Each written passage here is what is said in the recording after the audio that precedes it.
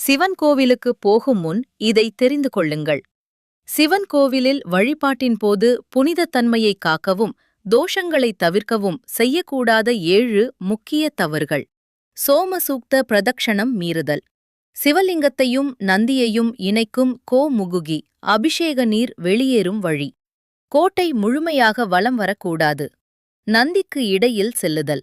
நந்தி பகவானுக்கும் சிவலிங்கத்திற்கும் இடையில் குறுக்கே செல்லக்கூடாது. சண்டிகேஸ்வரர் முன் தவறான செயல். சண்டிகேஸ்வரர் சன்னதிக்கு முன் கைதட்டுவது, சொடுக்கு போடுவது கூடாது. தேவையற்ற பேச்சு. கோவிலுக்குள் வீட்டு விவகாரங்களை பேசுவதோ மற்றவர்களைப் பற்றி பேசுவதோ கூடாது. தவறான பூக்கள்.